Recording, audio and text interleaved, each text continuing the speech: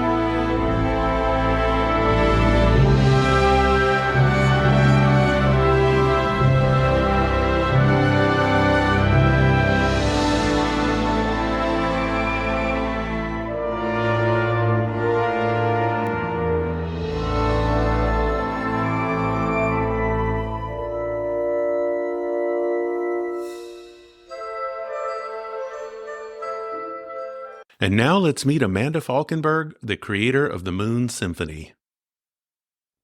Hey everyone, welcome back. This is Tom at Tropical Escapes at Home. And we've got a very, very cool episode lined up for you today because we have a wonderful guest who is going to take us on a bit of a journey in an area I never thought we would go. But when you hear what she has to say about her specialty and how she views some elements of our natural world and brings those together in one of the most beautiful ways, I think you're going to love what she has to say. So I've got a bit of info here about my guest I'm going to share. Amanda Lee Falkenberg is an internationally acclaimed composer, pianist, and TEDx speaker who is transforming the way we experience both music and science. She is the creator of the Moons Symphony. It is a groundbreaking orchestral and choral work inspired by NASA missions and developed in close collaboration with astronauts and planetary scientists. Performed by the London Symphony Orchestra and London Voices, the symphony takes audiences on a cinematic journey to the outer solar system, bringing the moons of Jupiter and Saturn and beyond vividly to life through sound. So interesting. I love that. Building on this work, Amanda launched Lunar, which stands for Learning Under New Artistic Regimes, and an educational program that uses the symphony's soundtrack as the gateway to discovery. Through Lunar, she blends planetary science, art, and music into immersive learning adventures that inspire students and audiences worldwide to explore the cosmos while deepening their appreciation of Earth. Amanda's collaborations span NASA's Jet Propulsion Laboratory, Caltech, the Planetary Society, and leading observatories, as well as astronauts and space artists. Her mission is to connect humanity to the cosmos through the universal language of music. I absolutely love how Amanda's been able to create such a new and unique perspective within the world of music and connecting that to nature. So without further ado, let's welcome Amanda to the show. Amanda, thank you. Thank you for having me, Tom. It's so lovely to be here and overlap these passions of ours, the natural world. I think you've said that beautifully.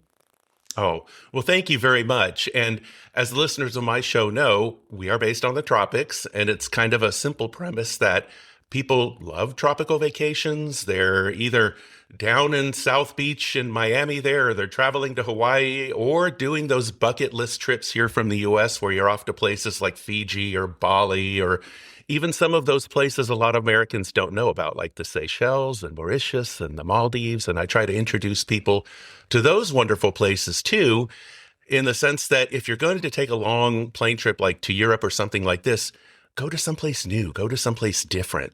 And then pay attention to while you're there. Pay attention to the details, what you see, what you hear, even what you smell, all of the different sensory aspects, and capture that.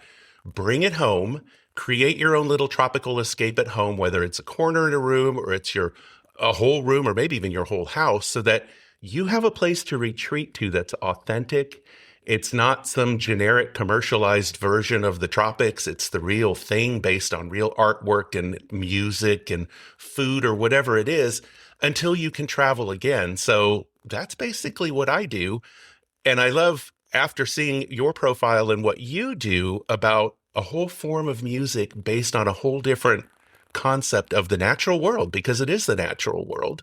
So why don't you go ahead and kick off telling us your background and what drew you to the planets of our outer solar system, or the moons of our outer solar system? Absolutely. Incredible. Well, I guess just a quick overview. I started playing the piano when I was 2.5 years old, and Hmm. I only started composing in my early 20s.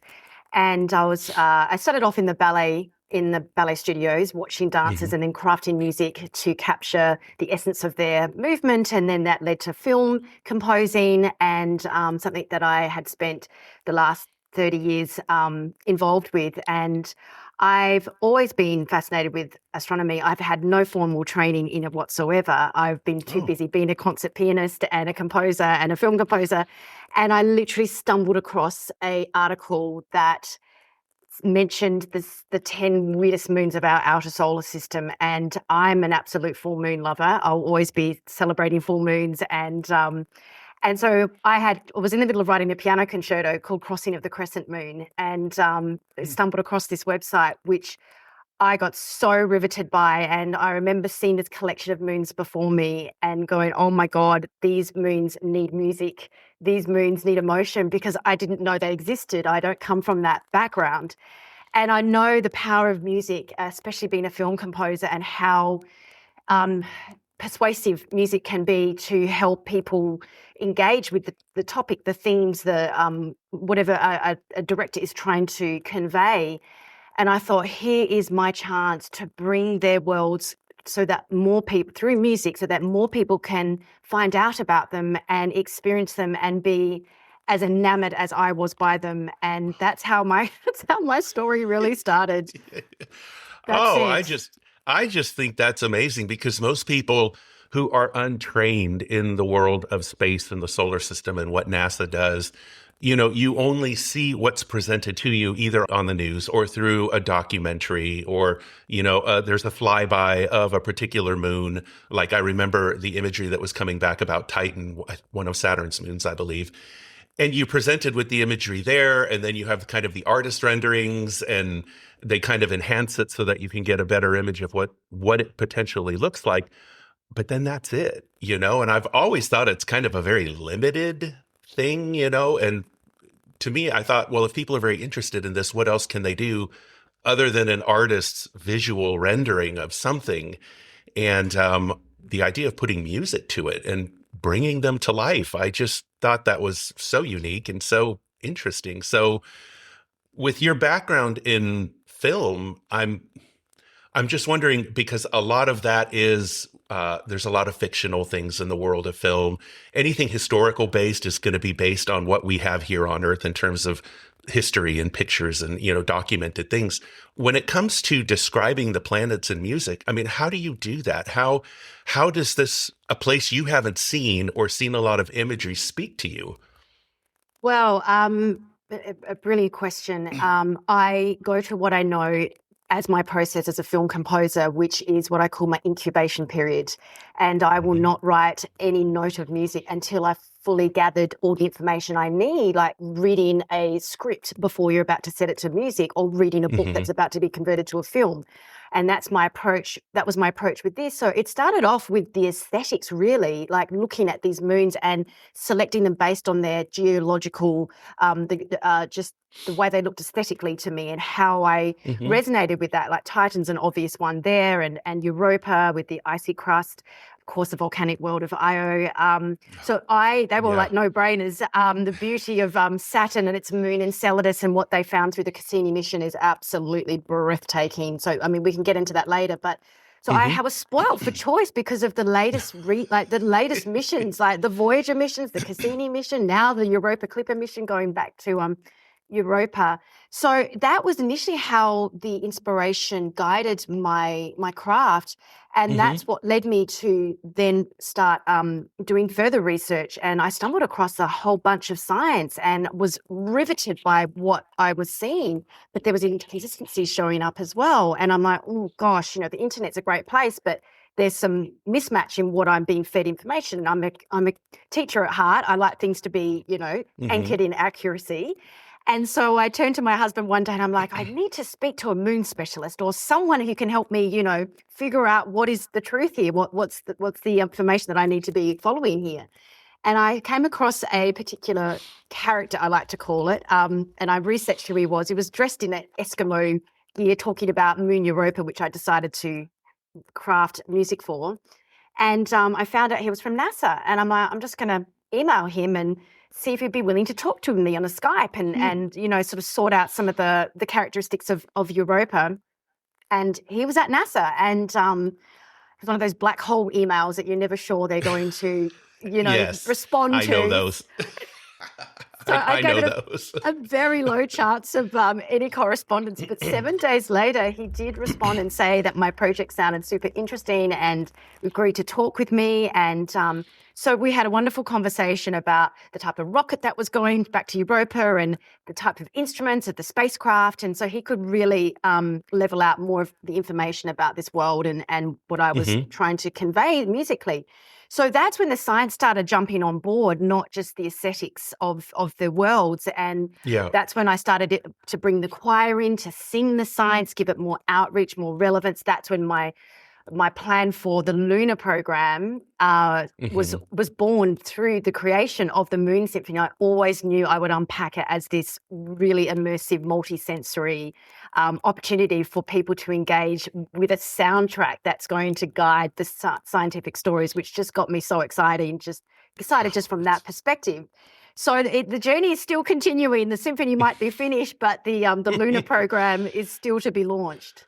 I just think it's fascinating because when you think of rocket launches and just what it takes to put something into orbit, let alone travel to a distant moon, the math that goes into this, the physics, a lot of things that would put a lot of people to sleep that you would never be able to pass in a college course. I'm not a math person. Physics, I was never really able to connect with it. And so when you see these things, I remember back in the 80s when we had the space shuttle, and I thought that was just one of the coolest things, and I wish they would bring it back. But Exactly. to be able to put music to that, taking this data, this scientific data, putting music to physics, and then putting a choir, finding words that align with that. I just find that super interesting. So bravo to you for being able to do this because I don't think anyone else is. I mean, I think the thing about I really enjoyed about this is because I definitely don't come from a fully no scientific background per se, and I was always so curious about it.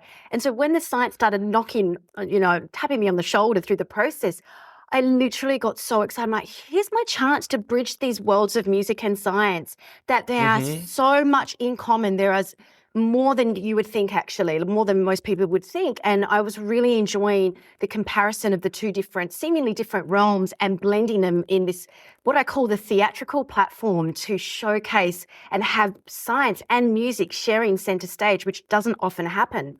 And I think what's been, I guess, really commented on about the Lunar program is it does become a platform for those interested in the sciences and the music to experience it as a gateway to, well, I might want to know more about astrobiology or the chemistry of Titan. And that's what Lunar does. It presents it as a smorgasbord, if you like, the arts. And, we'll talk about STEM. Well, this is STEAM, arts, astronomy, astronauts, adventure, lots of A's in there. And that's what I was really excited about, is just that the ability for anyone, it's a backdoor for anyone to explore these worlds and hopefully ignite some curiosity about some subjects that they hadn't considered before. Well, I think that's really great, because that's something that I want to help promote for you, not only through this show, but maybe through future collaborations. Because what I'm doing here, it's to get people not just interested in travel, but to get people specifically interested in the tropics, in the cultures. You can go to these wonderful resorts, and a lot of people just tend to stay there. And I'm thinking, no, don't just go do the touristy thing. At the end of the day, a beach is a beach is a beach. I do hotel reviews and things that for resorts that aren't at the beach. For example, if you go to Bali and you can go up into the highlands of the rainforest, and they have awesome resorts that are up there, but they're not places that a lot of people would typically think of.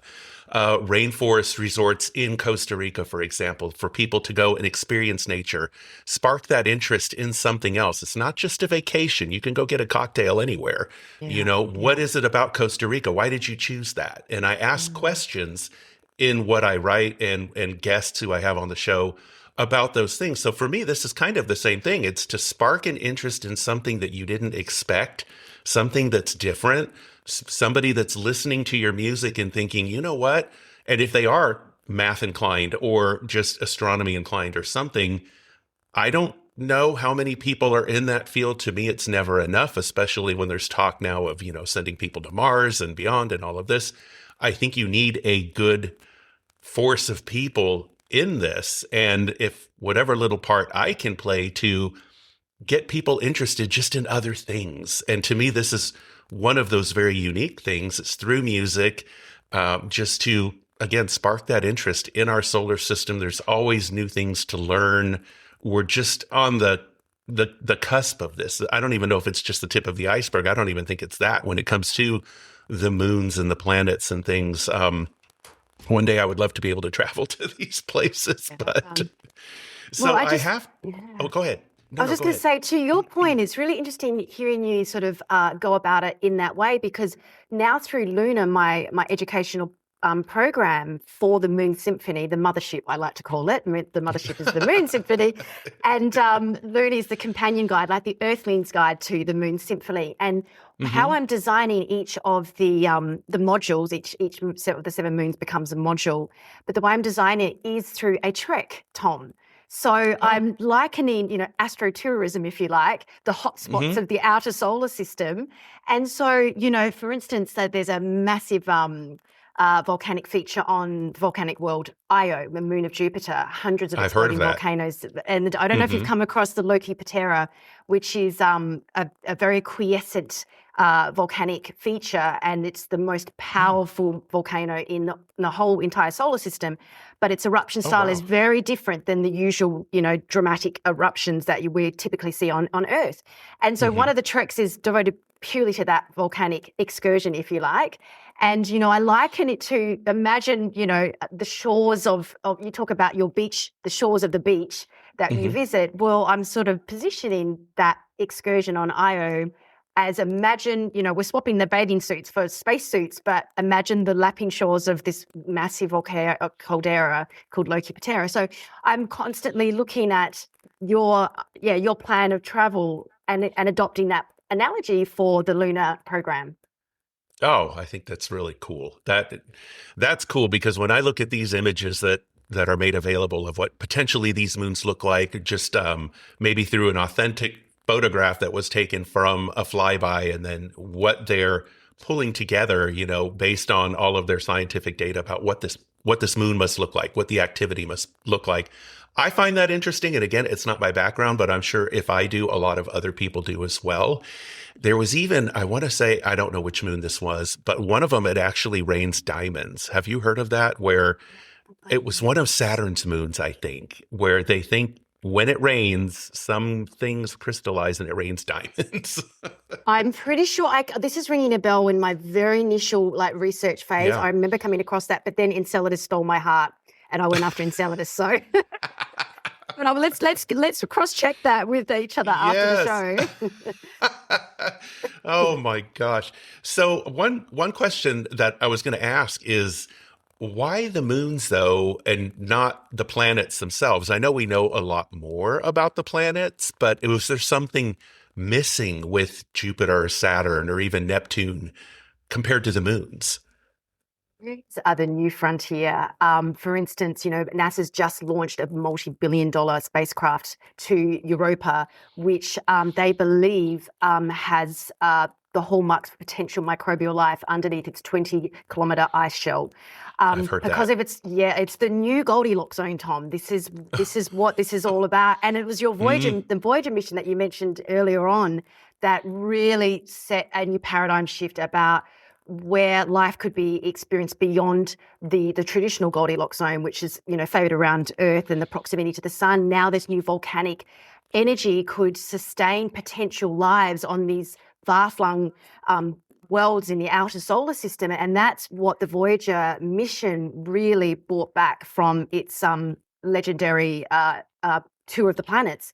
And so the work is now just been building on from that. These missions are built from what they discovered, and everything is pointing at moons. You look at Enceladus and the erupting geysers on Enceladus that was discovered through the Cassini mission, which is the fourth movement of the Moons Symphony. And the woman who actually, Michelle Dougherty, whose instrument, the magnetometer, found the first hints of these erupting geysers, which took a long time to basically trace. It was like a massive detective story.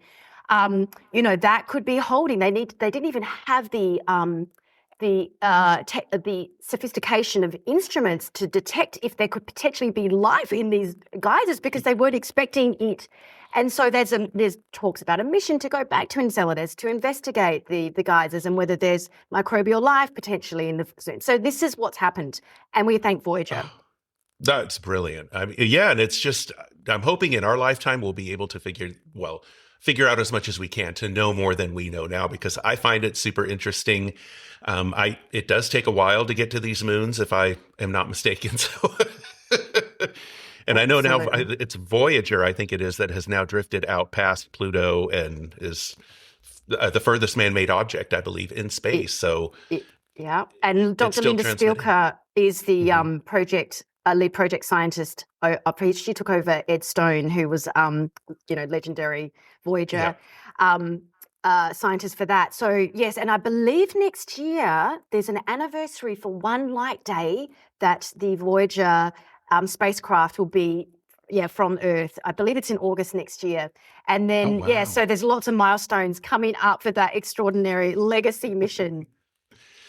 Oh, wow. That would be that's definitely something to follow. And I'll have to make a note of that here because, again, when it's outside the realm of the tropics, but again, it's something that's connected to the natural world and there is a date or an event or just something, I make a note about it, promote it on the show if I can, make a note about it somewhere so people who come across it, at least it's another form of awareness. And it just takes that one person to notice something and then that spark could be born and they just decide to run with that and go forward.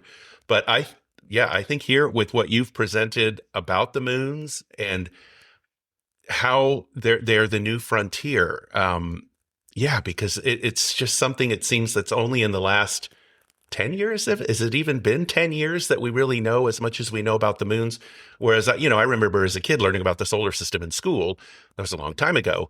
But the moons, you never really heard about. You knew they were there, but you knew nothing about them. So is that something that's only really in the last 10 years? I I'd think say so. potentially Yeah. 10 to the last 2 decades. I mean, when the Galileo spacecraft started orbiting Jupiter, Hmm. there's a story that I will be sharing in Lunar about Margaret Culverson, whose magnetometer instrument was on board that spacecraft, and it detected this saline ocean underneath Europa, and that's what sparked the Europa Clipper mission that just got launched.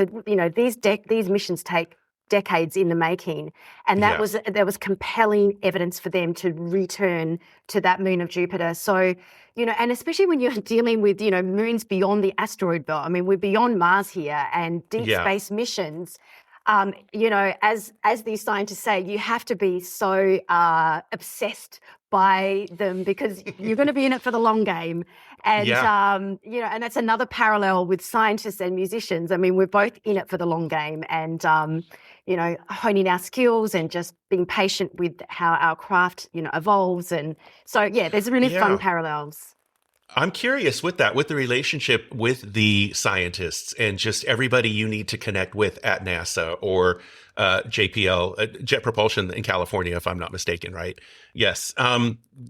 They're probably not, I'm sure they listen to music as a hobby. There's all forms of music out there, but then here comes Amanda with this concept. And when it's people that you've never met or, you're approaching them, how was it first received and what's it like working with these people? Well, I've got two little stories to tell there. The first is going back to that first encounter with Dr. Bob Pappalardo, who was the NASA scientist that I first spoke with on the Skype about Europa, who is the lead scientist for the Europa Clipper mission.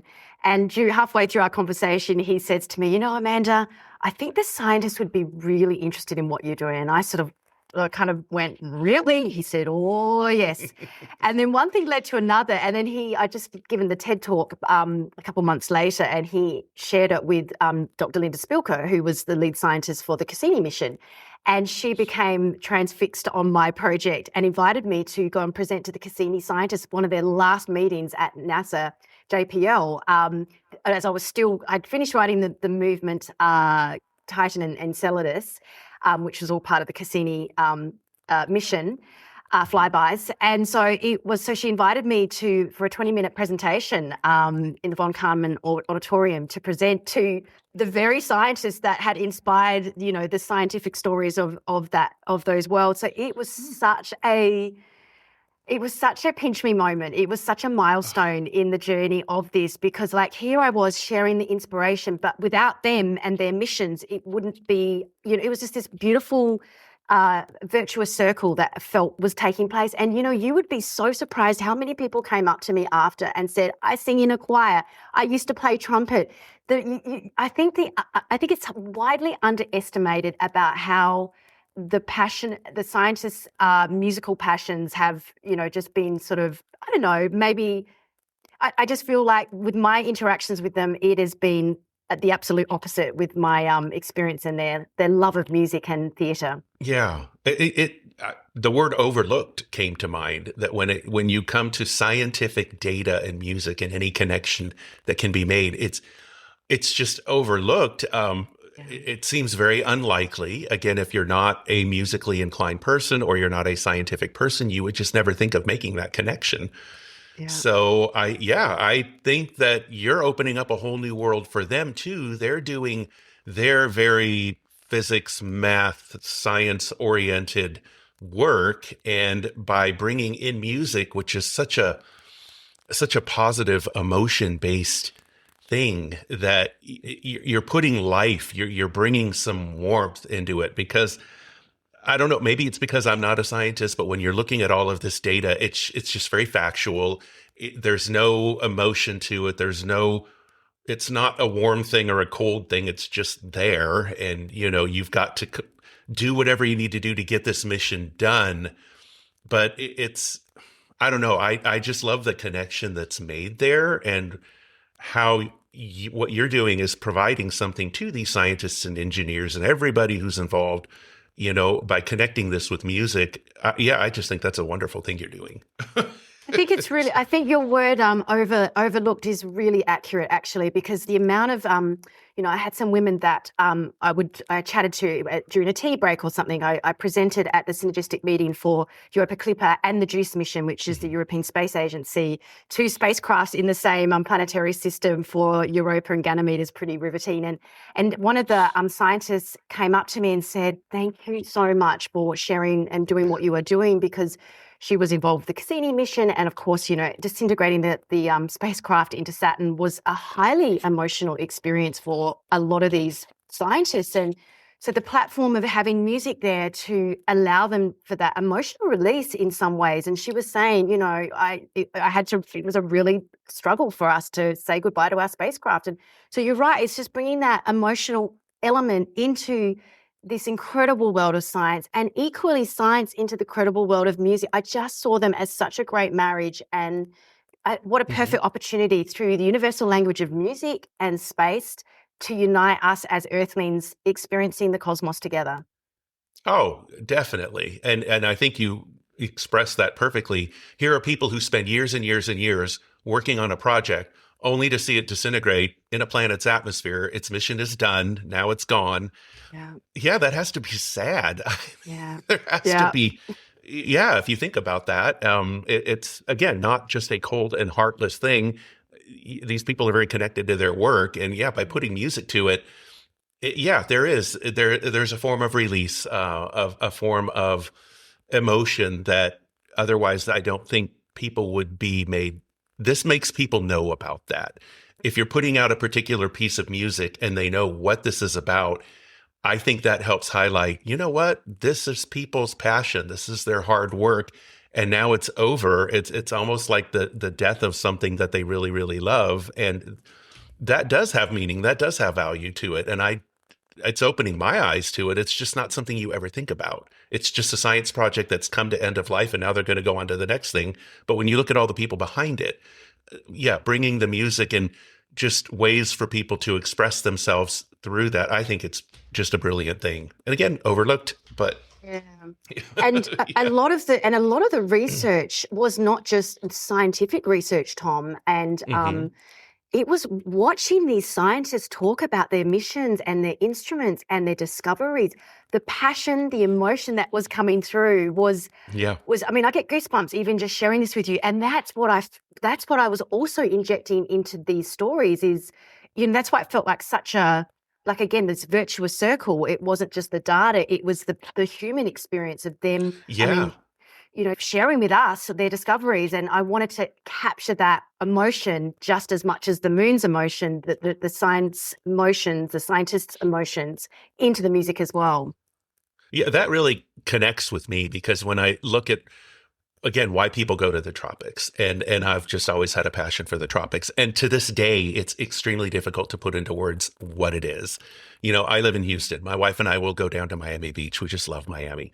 Yeah. And there's the culture, there's the vibe. We don't speak Spanish, but I could go down there and learn it in a day. But there's just something about being around the coconut palms than just the, I don't know what it is, but and I almost think it's a little bit the same thing. If what I'm doing with my work here, if I had to stop, it would be very, very hard. And if somebody were to ask me why, I would have a hard time describing it because it's just a passion. There's a connection there. And yeah, I kind of see this in the same way that these people are connected with their work. They're connected with space, connected with whatever they might find, and for them, it's a world of surprises. For what I do, it's not. You go to the tropics, it's been discovered, people go. I don't think there's really anything new about it unless it's a place you've never been. But then once you've been, now it's not new. With what these scientists do in investigating these moons, it's just discoveries every day and for years to come and new things to fall in love with and get emotional about. So yeah, I think connecting it with music is just a very, very smart thing to do. It's a very human thing to do. So, and speaking of the music, I wanted to ask you too, when you first approached the musicians, again, I am not an expert on the symphony and just I've seen what goes into it. I see the local choir at my church, which is a fraction of that. But, one of our good friends down the street, she's the church choir, she's the conductor for the little choir at the church. There's a lot that goes into that and the practicing and the hours and all of this. But to bring this science, this whole concept of space and our solar system to musicians, how did you first get people engaged with that? And it doesn't seem like it's an instant match. I mean, was there any kind of a challenge or a struggle to get people to see, hey, yes, you can put music to this? Well, I think what a fun event to pivot to help sort of answer that in a nice interesting way was when we had the London Symphony Orchestra record the music, Tom. Mhm. I was very fortunate where I had astronaut Nicole Stott fly over from Florida Mhm. to be part of the historic recording, and also a bunch of NASA scientists as well, including Dr. Linda Spilker and volcanologist specialist Ashley Davies. So Mhm. they all came, and I had them sitting in front of the musicians, and we had Marin Alsop conducting.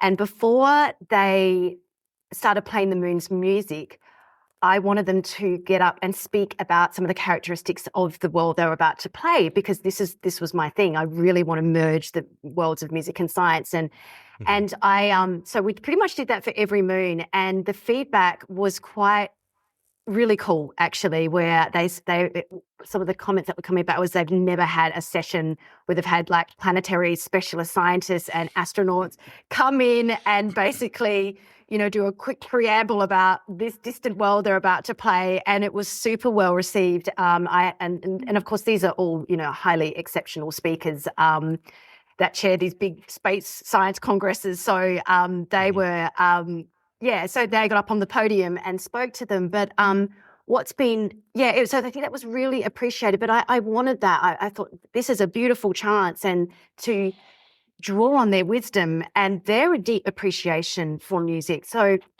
they've been following the Moon Symphony evolution since pretty much day one. As soon Oh, as wow.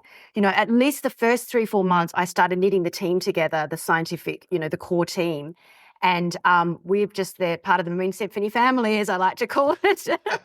So they were there in Chicago last year for the Moon Symphonic Suite. It's a format of the Moon Symphony. It's not it doesn't have the choir, but it was like half the length, but it was still really well received. And I had a bunch of the planetary scientists on stage presenting to the audiences their work, and it was super Mhm. well received and riveting for the audience, just hearing these billion-dollar space missions going out to hotspots of our solar system. Oh my gosh.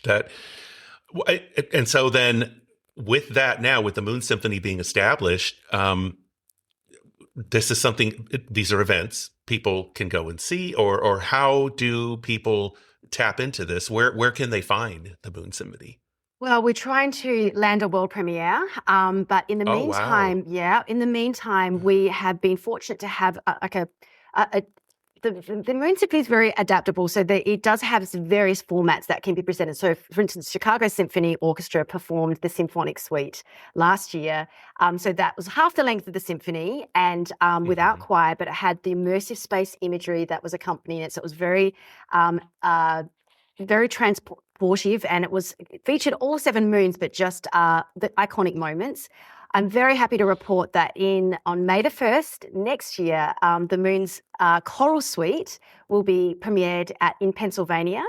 And so that will be not the full version, but it will be with choir and orchestra, and be sandwiched alongside Star Wars, no other, and Holst the Planets. So we're super excited about that. And then, so we're just hoping to, just help build an audience and traction for a world premiere, hopefully somewhere in the US. Well, I was thinking Houston. We have NASA here, and That the Space sounds like a Center. good plan. It's about 45 minutes from my house, and the art scene here in Houston. I mean, I think a lot of people, they don't really realize that Houston, I think now has a bigger arts and cultural world than even New York.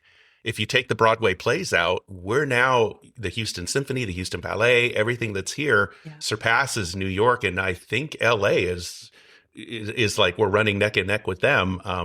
Yeah, what about Houston? Let's sign up, Houston. That sounds I don't amazing. know Well, anyone. I don't know anyone here, but if I did, I would say, "Hey, we got to do this." I mean, it just seems like a natural fit. I mean, this It is the does. thing with, and it's all about, just creating that transportive experience, like you were trying to do with your tropical escapes, Yes. and but I think the big overarching message is really how the seventh moon brings us back to our planet and what we do have here. And that really is, so just my little elevator speech for you, Tom, if you don't mind. So for Sure. instance, No. the first 6 moons, focuses on the scientific data collected by space probes to tell the scientific stories of these worlds. The 7th movement focuses on the emotional data brought back from the hearts of astronauts after seeing our place from the surface of our moon, and the breathtaking views and the life-changing event. And that's really what we're trying to do with the Moons Symphony, is create this Earthrise for humanity without having to leave Earth's orbit, because the journey for me to discover these 6 distant worlds really gave me an Earthrise, which I won't go into that right now, but it's what connected me to my friend astronaut Nicole Stott. And that's how we came to being in each other's orbit. Sorry about the space pun, but she was very instrumental in establishing the theme and the stories for the 7th movement, which was it's an emotional, highly emotive moment of the exploration. Mm-hmm. Well, I think this is going to be very, very good for people to know. And as I mentioned, I'll promote it however I can on my end here. Thank you. Oh, really? Because I think what you're doing is just amazing. And it's just such a new perspective. It's one of those things that you would say, well, no one's ever thought of doing this. I have come across that a lot with others have mentioned that. Well, I was the same. When I stumbled across this idea, I started Googling, going, hang on, surely someone has, found this idea, and nothing was coming up. So I'm like, here's my chance. Yeah, that's like my little thing here with the tropics. I'm like, really? Nobody's doing this? Exactly. So cool. Yeah. I'm trying to get it off the ground here. Yes. And when it comes to the music, I go after the culturally inspired things. So, like when my wife and we were in Fiji and at the wonderful resort over there, a little island 5 minutes away is where a little village is, and a lot of those people work at the resort, but the musicians would come over and play, and they have a big open air dining room, and it was beautiful. And, you just listen to the local Fijian music. It's not something you're going to find here in the US. And so I encourage people, seek that out. If you travel, find out who the artists are. Are they on YouTube? Do they have a Facebook page? Try and track them down. And then as you're creating your tropical escape at home, if that's the kind of music you like, bring that in. And when you close your eyes, just transport yourself back to Fiji, rather than listening to the regular mainstream music. So that's my little connection with music in the tropics, is just to try to go authentic, find something that's off the beaten path, that you heard while you were there. Why not hear that at home, Beautiful. So, well, with the Moons Symphony, I think this sounds like something that will definitely grow. I think it will grow in popularity for people who, again, are not really familiar with the symphony, or who are not really into the arts a whole lot. They don't go to the ballet. They don't go to the opera. These are things, they're not on my highest list of things to do for my personal interest, but that doesn't mean I won't go do them. I have been to the ballet, and it was absolutely amazing. We took our kids to see, I have 3 boys now, they're all in their 20s. We went and saw the Nutcracker, and the Nutcracker here in Houston is a huge production. Yeah. And I was just like, oh my God, this is beautiful. It was such an eye opener to go do the symphony or something like that. It's the same thing. So I want to help open people's eyes to this. It's not just the symphony. It's not just a bunch of traditional classical music. You have to look at the inspiration behind it, because it's not something you're going to find anywhere else. So, with your permission, that's how I'm going to spin it on. Oh, I love it. You're so kind, Tom. I love it. Because it's just new, and it's just wonderful. And I also, in the interest of time here, I didn't want to miss this out. I have a little note here about Lunar, because it's learning under new artistic regimes. Who is this for? And I know you mentioned it briefly before, but if you could just again kind of touch on what that is, so people know, and if it's something of interest, then they would know what it is and how to go after it. Yeah, so I'm going to be launching the first module, which is the volcanic world of Io, next year. Okay. And right now, the audience is really it's going to first target homeschoolers, because it's a nice it's a nice audience that I feel could really engage with the content. It's an extracurriculum enrichment program, I guess you could say, that really celebrates the multisensory, multidisciplinary aspects of combining music, art, science, poetry to discover scientific stories of the outer solar system. I mean, Star Wars might be science fiction, the Hmm. moons is science fact, which I really celebrate. And that's why I wanted Exactly. to design the Lunar around this and really, you know, really ignite the curiosity in all of us. We are all, explorers. And what's been interesting is, it really is designed for a 15 plus age demographic, but I've had a lot of interest from 50, 60, 70-year-olds who want to sign up purely to learn about their worlds and how science and music can integrate. So we're doing a lot of like market testing right now, and but that's where it's all headed, is to roll out this interdisciplinary program where a cinematic soundtrack is basically the guiding force behind all of the space educational space adventures. Oh, I think you're really tapping into something there because homeschooling here in the US is huge. Mm. We homeschooled our children for a Oh, number of years. wow. We really Okay. did. Yes, public education in America, no. And to anybody who's listening out there, no, stay away from it.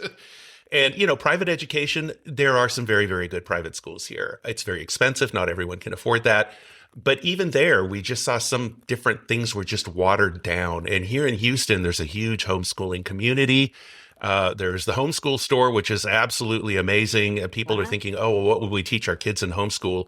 There's a million different curriculums over there and subjects and so many things. And then people think, oh, well, you're homeschooling your kids. They're going to be socially inept, or, they're not going to be active enough. There's so many things that you can do to keep your children involved in their interests. Yeah. And I've always been a big believer of, when it comes to your kids, see where their interests lie. And if they're really good at it, grow it. Yeah. Yeah. See where they can Yeah. just fly with it. And then Yeah. if life, as people grow older and interests change and everything, that's okay. But they Yeah. might really tap into something that they like. And in your regular schooling environment here in the US, you don't get that. Your teacher, what is it? I read that the timing that a teacher spends with students per subject, I think, is no more than 15 minutes in a day out of a 5 or 6 hour day per subject. There's no room for personal growth. There's definitely no room for something like Lunar. I think with that, as you grow it, promoting it here in the US, I think this is an excellent way to bring kids into the sciences, which is desperately needed over here. Yeah. And musical inclination, another big thing. Mm. Wow, that I hate to use the word, it sounds like a gold mine, but it's an untapped. Wow. I don't know how homeschooling is in the rest of the world. I really don't. Over in Mm. Europe or, other Dubai, I don't know. Here in the US, it's huge. And I think something like this would definitely fit in. I would hope that we can do future collaborations, again, to keep up with the new Yeah. discoveries as they happen, your new pieces of work as you're creating them. And Yes. then for this with Lunar as it's growing, boy, that's a lot of great topics for some great shows. So that is so kind of you, Tom. I just I thank we just I'm so pleased that all this just really resonates with you. You've Yeah, it does. just tapped into, because that's my story. Like, expose these students to a wide Yes. variety of students and let them, and then ask them, what did you resonate with? For was it poetry? Was it the science? Was it the cinematic music? Was it the art? And just let them just get curious about Exactly. finding their curiosity and spark. And so I really value, and I'm so grateful that you've shared that with me. Thank you. Oh, sure. Well, because in school you just get the little generic educational thing about the solar system and very, very high level, no in-depth training. And then if somebody is so inclined to go and study the sciences, become an engineer, study astronomy, well, then it's there. And the Yeah. US obviously is a wealth of knowledge for that. I mean, with everything we do here with the space program and such. So it is there. But I don't really think that there's a strong enough guiding force, whether it's everything we're talking about here today or something completely different. People, I don't know, homeschooling still kind of has a stigma to it for a lot of people. And I think we got to break through it. And through things like this, I think that's one way to do it. So yes, I will definitely be following what it is you do, and just to say, hey, you got to go check out Amanda here and look at this. Oh, you're amazing, Tom. Thank you so So, much. It's awesome, really. It's so yeah. it's been just wonderful having you on the show today, and just so educational, and hopefully my listeners will think the same thing. So where would you suggest that if people want to find out more about you and everything that you do, where should people go? I think starting at my website, moonsymphony.com is a really good place. Signing up, for the website expression of interest in the program. I'm going to be holding some webinars about Lunar, so that could be something that they might want to join to learn more about the program. I'll be doing that in the next couple months. So, that's just a good way of connecting with me. I've got a Facebook profile, Instagram, LinkedIn, and getting my team built, or my Lunar team built around me to help really build this up for the greatest success. So everyone is going to have an impact. And I've seen the emotional impact, and now I want to. And I have beta tested this, at the Imperial College of London, and it was overwhelming. The reaction from I did a live Really? event for Lunar, and the social proof that came back to me was just so riveting. And I'm like, how do I package this so Yeah. everyone on the planet can start engaging and interacting with the program? And that's why Lunar Online Program is getting born. Oh, that's wonderful. Well, I'll definitely have links to how people can contact you in the show notes, and just where they can find out more information. And then I'll go ahead and promote it. I kind of have an informal way of doing that through my website, through my blog. And you had also mentioned the music. For listeners, just know that we're going to be inserting a couple samples of the music here. And so you'll send those files to me, Amanda? Absolutely, yes. Wonderful, because I would love for people to be able to hear those. And yeah, just however else I can help promote what it is you're doing. But we'll, yeah, definitely, as I said, have links in the show notes here so that people can learn about this. I just love the homeschooling thing. I mean, now my kids are beyond that, but Oh, I'm a big fan of wow. homeschooling. That's incredible. Who would have thought, Tom? The way that we came into each other's profiles and orbits is very compelling to hear where we It, landed right now. well, and I do mention to people too about Podmatch, because there are a lot of people out there that wonder, how do these people get together? And, I'm not affiliated with Podmatch, but as you know, as a Podmatch member, it's okay to talk about them. I think it's a very inexpensive program to join. Yeah. It's a great way for people to connect.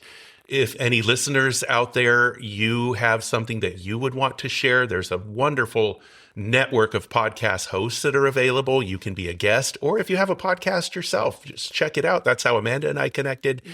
And truth be told, when she connected with me, I thought, how am I going to connect this to the tropics? Because, I do get pitches for things that are completely unrelated to what I do.